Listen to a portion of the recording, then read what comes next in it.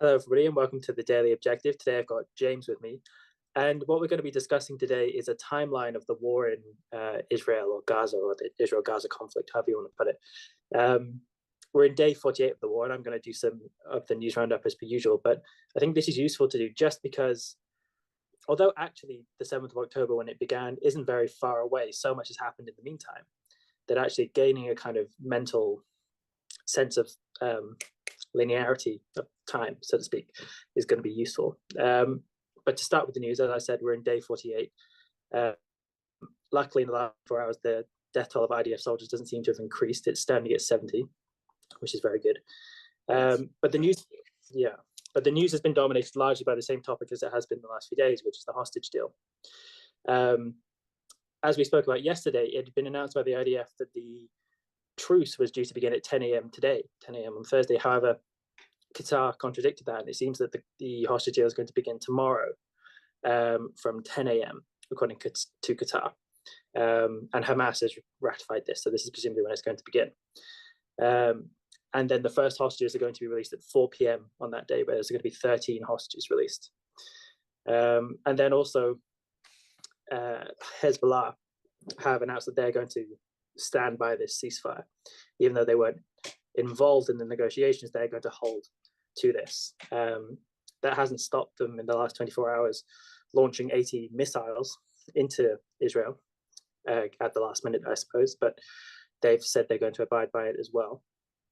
And that's mostly what's been in the news.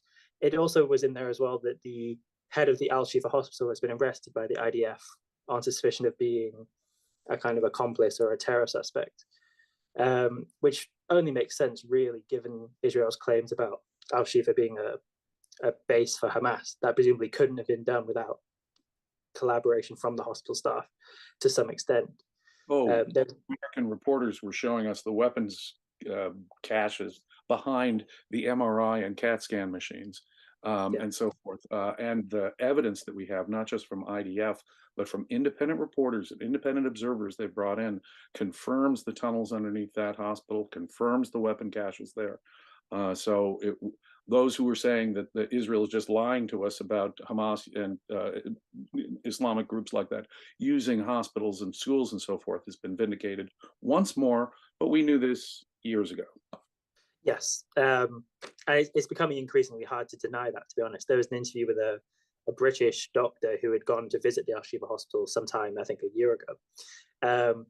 And he said he was explicitly told by his colleagues, there's parts of the hospital you're not going to go into and you're not allowed to go into, and in which non-medical staff were going into and coming out of. He didn't know what they were there for. So people who want to kind of keep up the Hamas line that there's nothing going on here basically have their work cut out for them, don't they? But that was but that was pretty much the news roundup for today. So let's start with the beginning of the war then, James. What's your memory of the 7th of October? Well, I was pleasantly going about my day, doing podcasts for my religion book on Christianity, when I was rudely interrupted with these stories. And of course, I had to drop everything and I went right to those stories, and I tried to get the best hard information I could, because of course I knew that there'd be disputes about all the facts involved. But it became increasingly clear to me what had happened. A surprise attack. Now, mind you, just to set even further context, Facebook prompted a memory. You know how Facebook has their memory function? An 11-year-old memory of mine was a cartoon, 11 years ago today, a cartoon. Hamas attacks Israel. Hamas attacks Israel. Hamas attacks Israel. 3 different, panels of the cartoon. 4th panel, Israel defends itself. Reporters out in front. Israel attacks Hamas. Yeah. Okay, now that's the context. That's the context. And if you're looking for causes, Israel was always the bad guy. They were the minute Hamas, 17 years ago, Israel unilaterally gave Gaza to the Palestinians, unilaterally, without any recognition requirements, without any other concessions on their part.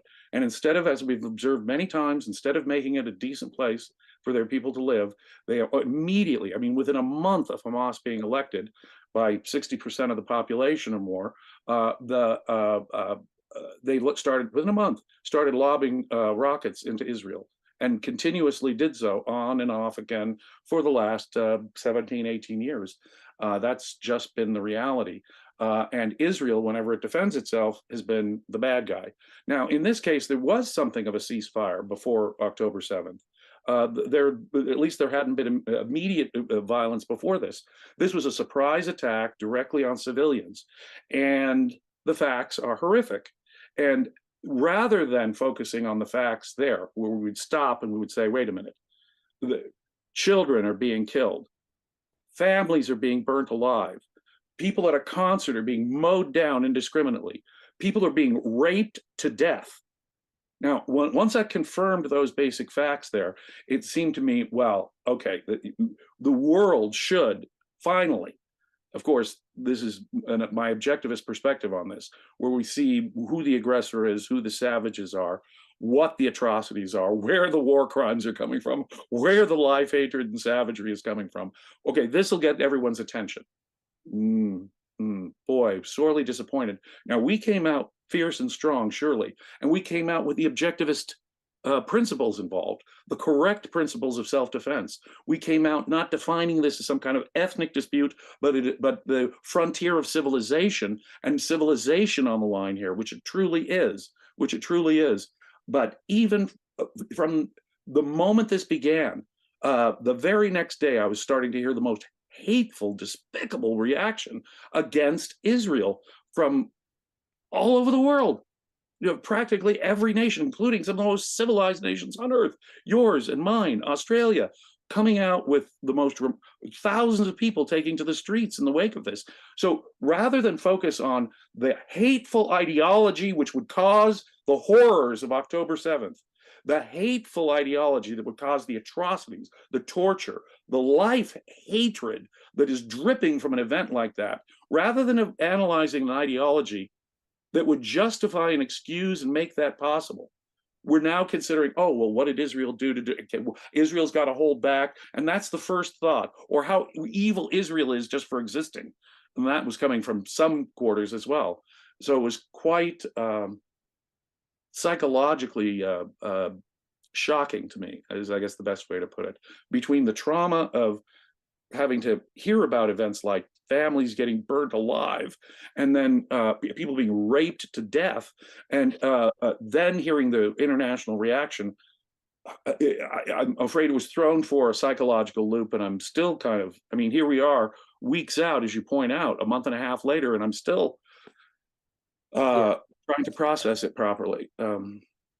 Yeah, it's, well, the horror of what went on in that day is actually hard to hold in your mind. It's trying to think of infinity almost. It's really hard to hold all of it in mind at once. My memory of that day was getting up in the morning, and I think it was a Saturday, so I don't think I had much to do in that morning, so I was spending time with my partner.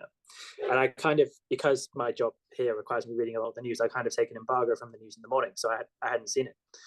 And then I see a message from Razi saying that we're going live. And I think that would have been, I think it was around 11 p.m. or midday that he and Nikos went on the channel and were talking about the conflict. And this was took me by surprise. So that was the first indication I had that anything was going on. And as soon as I watched the video and hear just maybe 30 seconds of what they're talking about, I go onto the BBC or whatever and read a bit of what's gone on.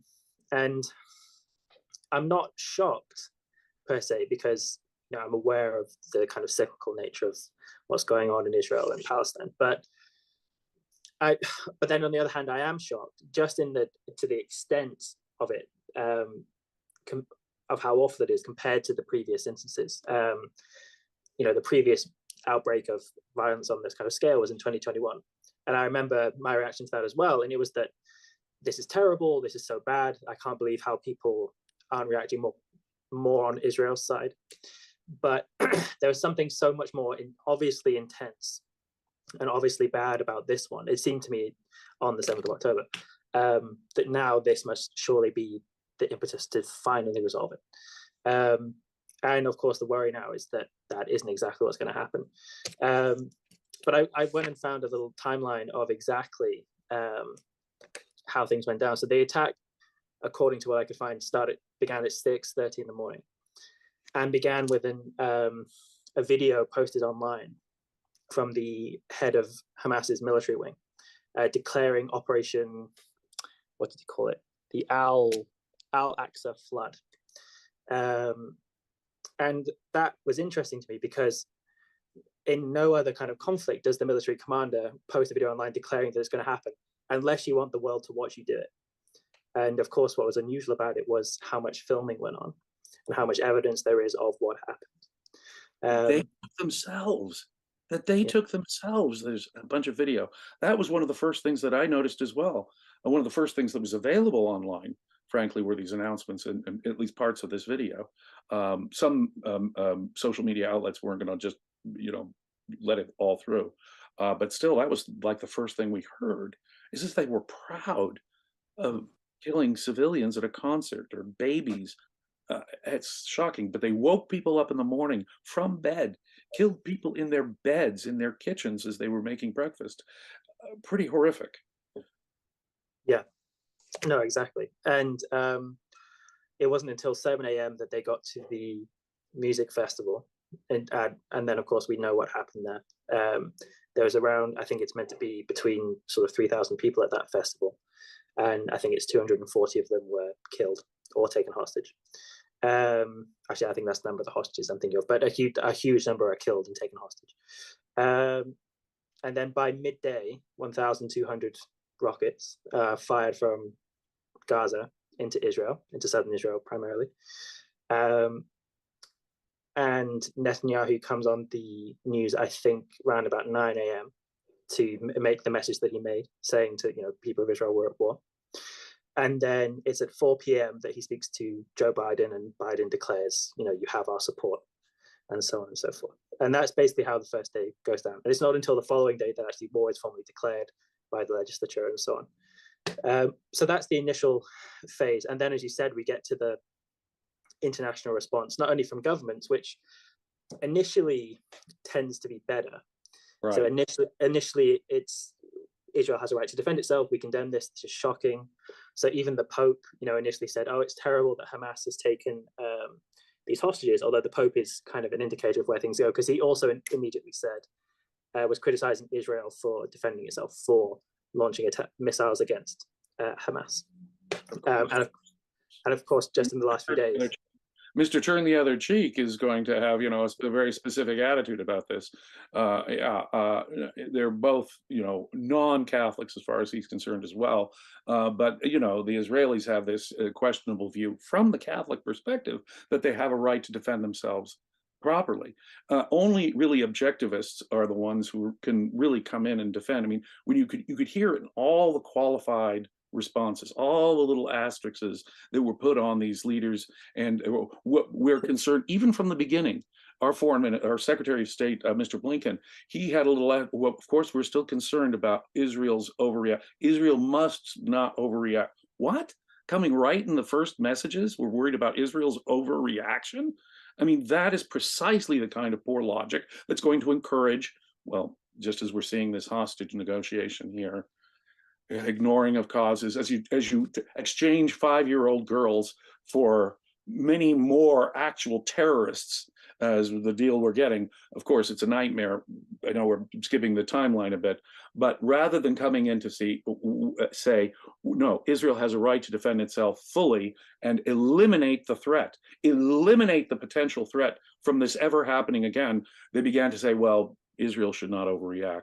That was my first clue that, of course, things were going to go south. Yeah.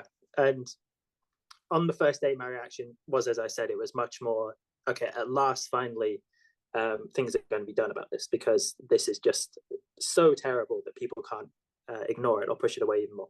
And then by the second day, I felt very deflated because, as you said, we were already seeing signs of the backing away from the defense for Israel. Not majorly, but you see those initial kind of chippings away of the armor, and that was immensely disappointing.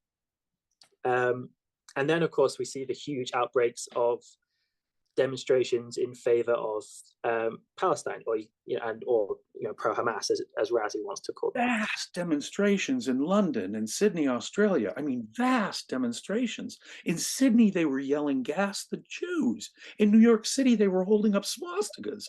But if we're seeing that in London and New York and Sydney, that was tremendously disturbing to me, as if they were defending the slaughter of innocent civilians, the torture and rape and slaughter of innocent civilians, the taking of hostages at all as such. It's there. If you cannot see, this is the thing: moral considerations are not considered objective considerations. Morality has been a field that has been dominated by either religion or just sheer emotionalism. Our secular atheist type says it's all, our Sam Harris's, our Richard Dawkins's. They don't really have a notion of objective morality, our new atheist types. That's just emotions. And so it's a purely emotional thing. So for them, the Palestinian casualties are just as distressing as the babies killed on October 7th could possibly be. And it's all a question of math for them. And it's all a question of emotions. And so there's no objectivity there. The religious people, they're going to take sides. And so you've got your Christians who say turn the other cheek, and you've got your Christians who are, for religious reasons, pro-Israel, and you've got even some ethnic Jewish defenders of Israel are saying it's God's chosen land, and those are the defenses. So in the realm of morality, there's no objective consideration of what's going on. It's all a morass of religious dogmas, tribal associations, and then from the more secular, better types, sheer emotionalism, no objective morality. Had we had some grounding to think, okay, now we're got to think about this factually, we've got to get some real values here in play. Who are the bad guys? What is the long-term effect for human life? No objective moral considerations here, because then it would be a no-brainer, right? It doesn't matter. You have to take out the capacity of these savages from being able to do this again. That is the moral right that Israel has now. But that was never defined. More than that, it was just an emotional thing, so that members of the left in the Democratic Party, the squad, refused to condemn the baby killing. People, of course, even larger number in the Labour Party in Great Britain. The point is, these people have hated Israel all along. They're not going to, speak a word against what happened. In effect, all they can do is mouth justifications, in effect, for the horrific atrocities and slaughter. And by compromising one little bit, another objectivist principle, by compromising one little bit with these people, and look at how horrifically they're compromising now, they're just ensuring October 7th after October 7th after October 7th. Because within how many days of October 7th did the leader of Hamas say, well, there's going to be October 7th after October 7th until Israel is wiped off the face of the earth? He said that within days of October 7th. Yeah, I think you're really right that morality is something which is abandoned, because even though people say, oh, Israel has a right to defend itself, which is a principal kind of moral issue, if you speak to people who are relatively young, so a friend of mine asked me my opinion on this, because in effect what the kind of war between Israel and Palestine is, I think it's very confusing for young people, because it's a conflict which is breaking out whilst they're growing up and they don't know very much about it. And what they do hear people talk about it are land rights going back thousands of years, in effect, and not the idea of like, well, who is the victim, who is the victim of aggression, and so on and so forth. So they're confronted with this idea, well, how do I figure out who owned land thousands of years ago? Obviously they can't. And so then, like, trying to figure out the issue in their mind is extremely difficult. Which side represents civilization? Which side comparatively respects individual rights? The legitimacy of a government, the legitimacy of a state, as we objectivists know, depends upon their defense of individual rights. That's their sole moral function, government. And to the extent, and it's a comparative thing, obviously, to the extent that a government respects and enforces individual rights and is trying to create a peaceful and free context for their people to live and prosper in, they're the good guys.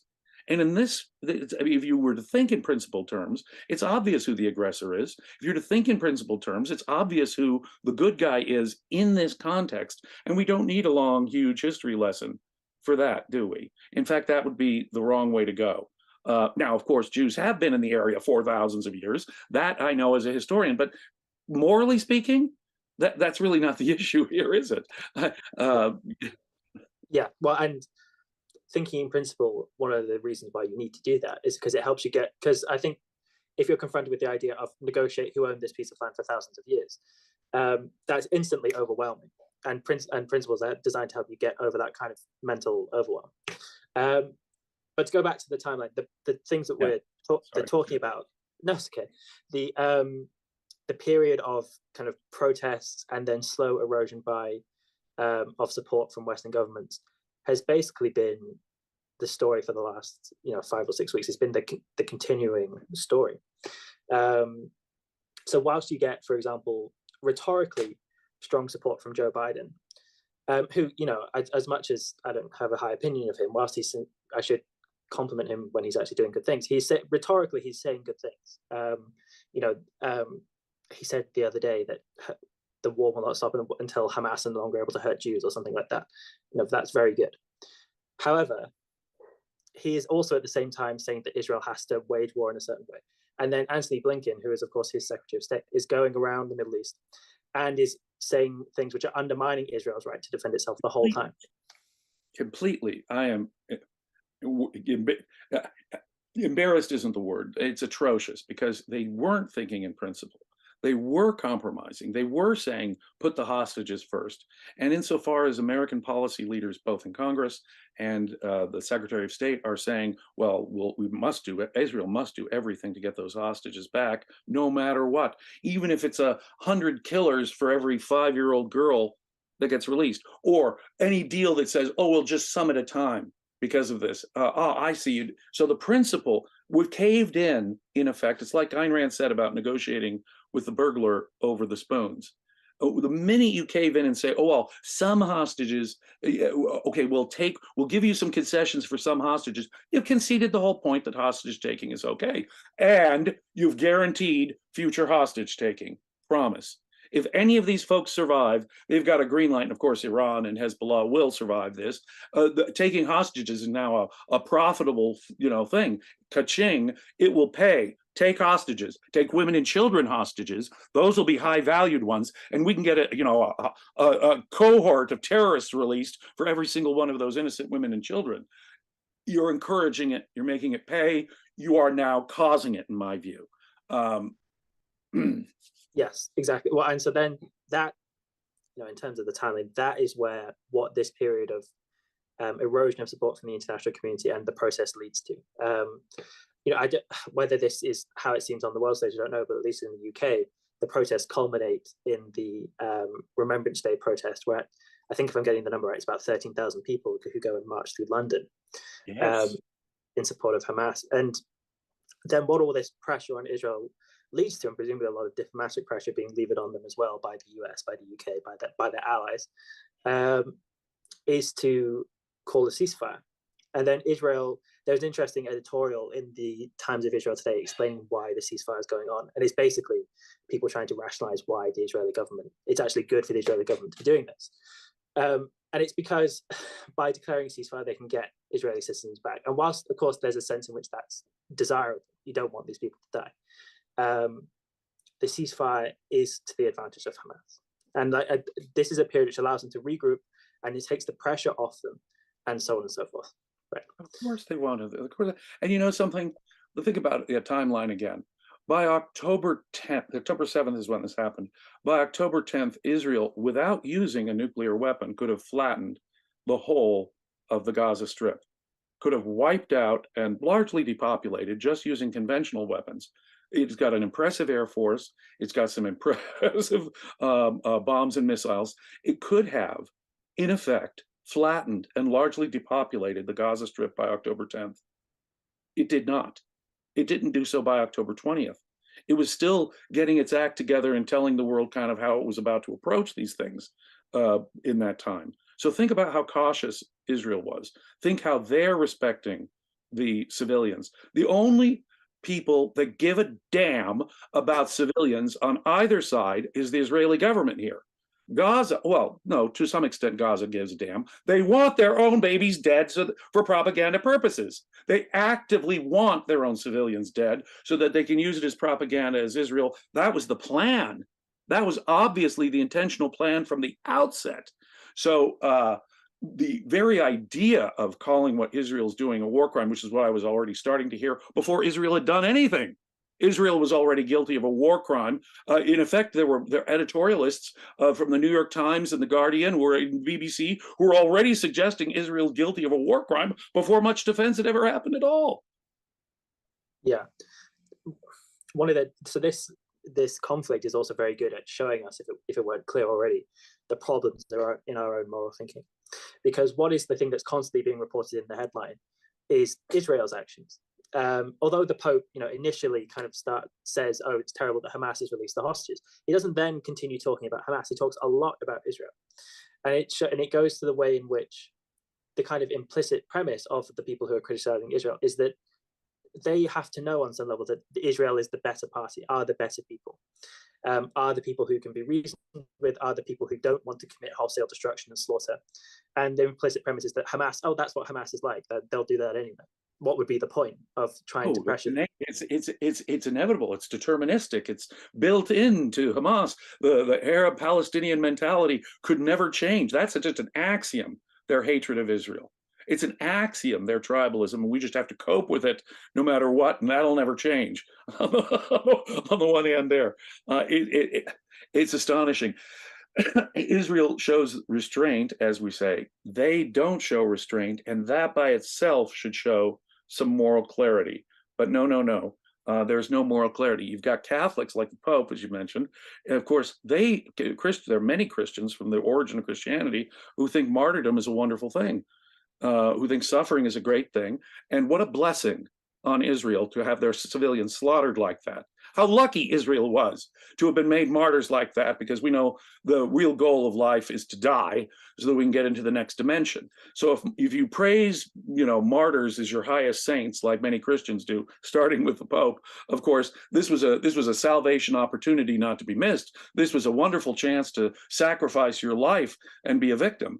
You got the religious people like that over there. You got the emotionalist types over here who can't see anything but morality. Like I say, morality is anything but based in emotions. And since we all know that worldwide Muslims have this built-in emotional mechanism, that's their conscience, that's their morality. We can't question it. It's sort of a moral relativism here. They feel justified, and you can't get underneath that with logic or fact. Well, is that justification? No. That's just their traditional. That's just the way it's always been and will always be. So we're going to have to wrap up. I'll just say thank you to Bonnie and Gail. Bonnie gave 99 cents and Gail. Sorry to take the timeline and do a couple of speeches there. But something, we here at the Ayn Rand Center, United Kingdom, offer a very distinct viewpoint you're not going to find anywhere else on this topic.